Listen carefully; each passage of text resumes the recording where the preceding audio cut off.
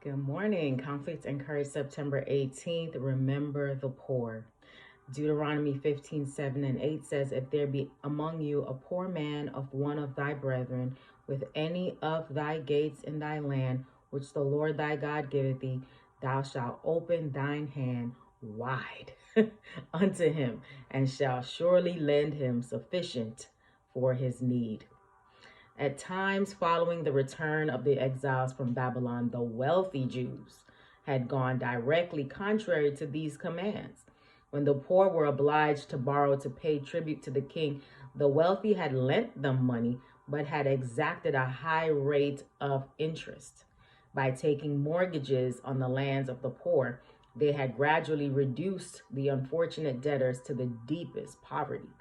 Many had been forced to sell their sons and daughters into servitude, and there seemed no hope of improving their condition, no way to redeem either their children or their lands, no prospect before them, but ever increasing distress with perpetual want and bondage. Yet they were of the same nation, children of the same covenant as their more favored brethren. I see why God had to create the Jubilee year, which we're just ending, by the way.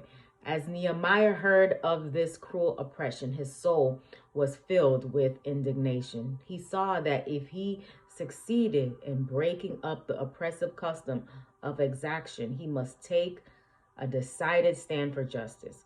With characteristic energy and determination, he went to work to bring relief to his brethren.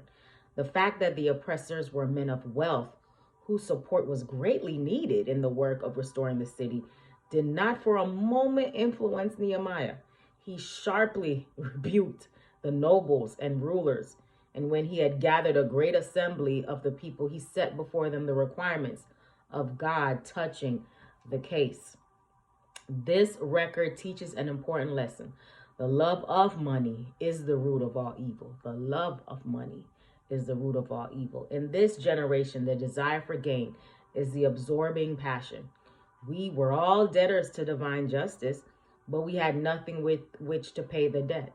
Then the Son of God, who pitied us, paid the price of our redemption. He became poor that through his poverty we might be rich. By deeds of liberality toward his poor, we may prove the sincerity of our gratitude for the mercy extended to us. Hope you have a great day today. Live courageously.